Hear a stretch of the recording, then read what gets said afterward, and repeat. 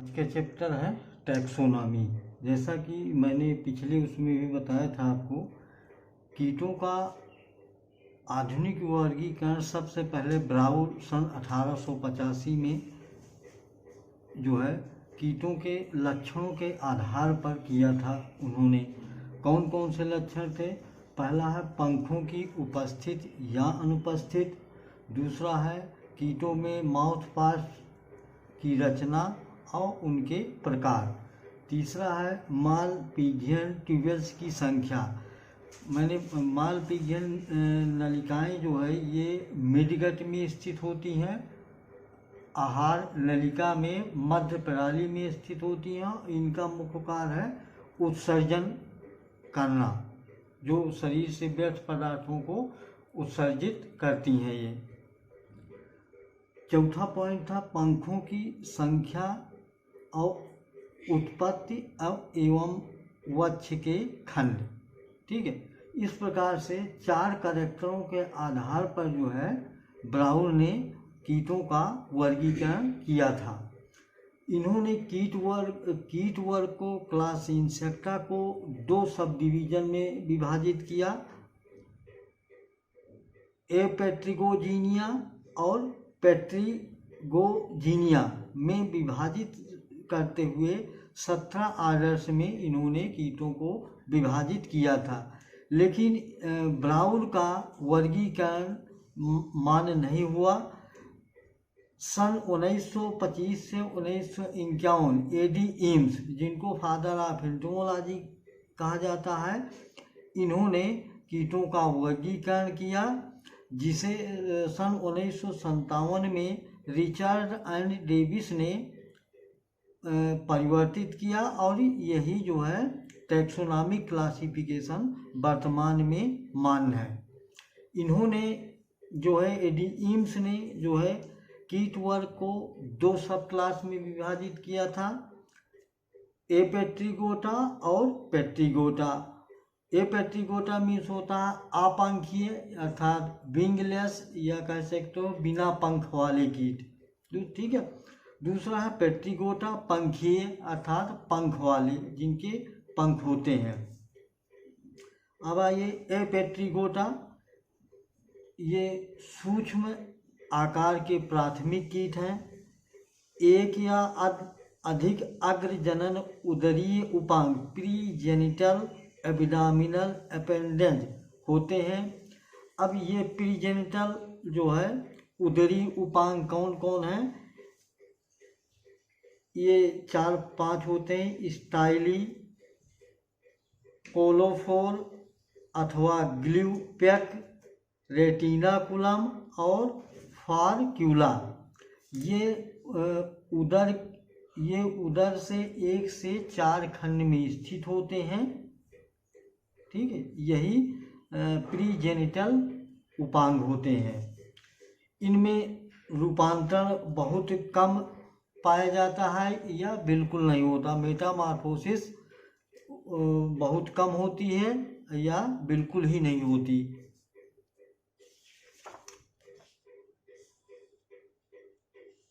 अगला है मैंडिबिल्स। मैंडिबिल्स क्या है? ये पार्ट्स ऑफ माउथ पार्ट्स है, मुखांगों के भाग हैं मैंडिबिल्स। ये सिर के अग्रभाग में स्थित होते हैं, जो एक बिंदु पर घूमते हैं। ठीक है। अब इसमें एपेट्रिगोटा में 4 आर्डर हैं। थाइसोन्यूरा सिल्वर फिश आता है इसमें, कोलम्बोला स्प्रिंग टेल्स है, डिप्लूरा जैपिगिट्स है, प्रोट्यूरा प्रोट्यून्स, ये इंसेक्ट हैं। ये आर्डर्स हैं जो इसके अंतर्गत आते हैं। अब आइए दूसरा है पेट्रिगोटा। पेट्रिगोटा मतलब पंखीय, पंख वाले कीट। ठीक है, तो जस्ट इसके अपोजिट इसके कैरेक्टर हैं। कीट पंखयुक्त होते हैं। रूपांतर कई प्रकार का होता है, यानी इनकम्प्लीट भी हो सकता है और कंप्लीट भी हो सकता है। कभी कभी मेटामॉर्फोसिस अनुपस्थित होती है। प्रीजेनिटल अपेंडेज नहीं पाए जाते।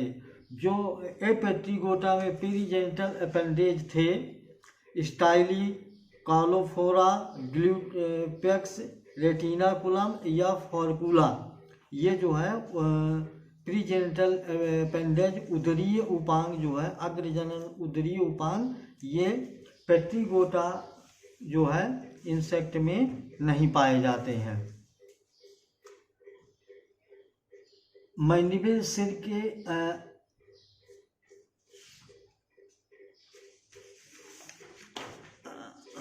मैंडिबल सिर के अग्र भाग में स्थित मैंडिबल, जब तक ये रूपांतर नहीं होती, ये सिर से दो बिंदुओं द्वारा मतलब घूमती रहती है। इस सब क्लास को पेट्रिगोटा जो है सब क्लास को जो है दो डिवीजन में विभाजित किया गया, एक्सोपेट्रिगोटा डिवीजन और इंडोपेट्रिगोटा डिवीजन। एक्सोपेट्री यानी बहिर्पंखी श्रेणी, ठीक है, ऐसे कीट जिनके पंख बाहर लगे होते हैं, ठीक है, उसको हम एक्सोपेट्रिगोटा कहते हैं। इसमें रूपांतरण साधारण तथा कभी कभी अस्पष्ट होता है। पंख थोरैक्स पर, वक्ष पर बाहर की ओर खुली कलिकाओं के रूप में विकसित होते हैं। तीसरा पॉइंट है विकसित अविकसित अवस्था। अविकसित अवस्था कौन सी होती है? निम्फ, ठीक है, क्योंकि इसमें इनकम्प्लीट मेटामॉर्फोसिस होती है एक्सोपेट्रिगोटा डिवीजन में। तो एग, निम्फ और एडल्ट। निम्फ जो होता है इसको हम शिशु कहते हैं, ठीक है, ये स्वभाव में जो है ये एडल्ट से मिलता जुलता होता है, ठीक है। एक्सोपेट्रिगोटा में 16 आर्डर्स आते हैं। डेक्टोप्टेरा, एम्बियोप्टेरा, इफिमेरोप्टेरा, डर्मेप्टेरा,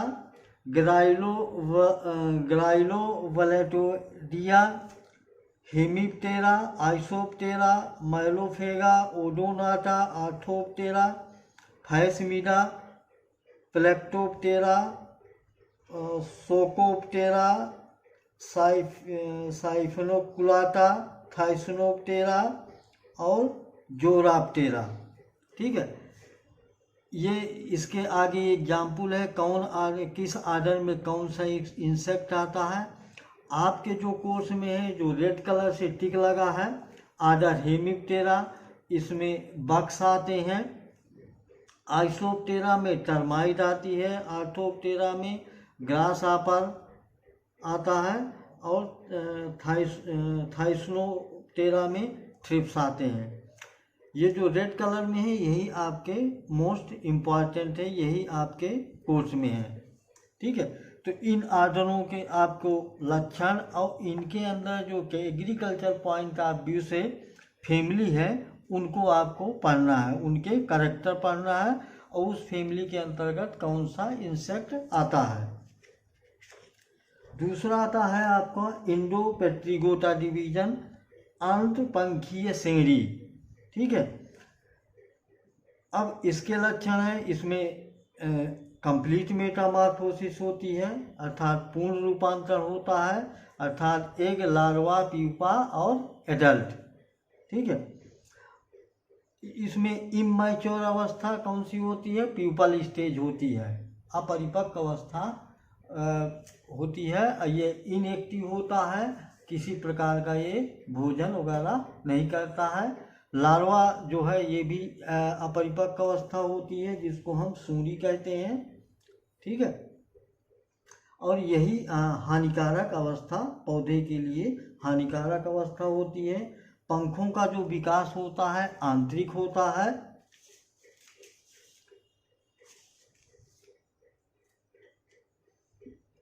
इस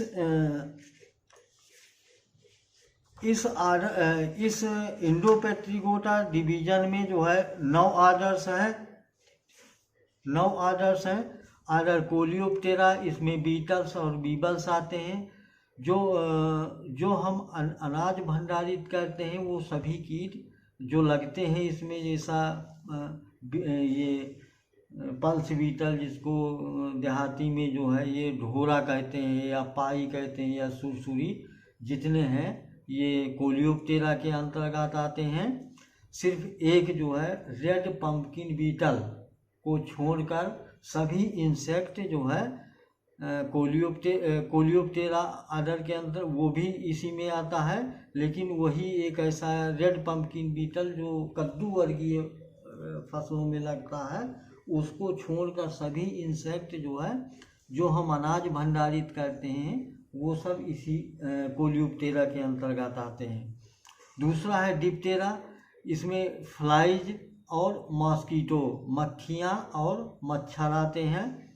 आर्डर हाइमेनोप्टेरा, हॉनीबी और वैप्स, भौरा जिसको कहते हैं, मधुमक्खियाँ और भौरा। आर्डर लेप्टोप्टेरा, ये मॉथ और बटरफ्लाई इस पे आते हैं। तो इसमें 4 मोस्ट इम्पॉर्टेंट हैं जो आपके कोर्स में है। ठीक है, अब आइए क्रम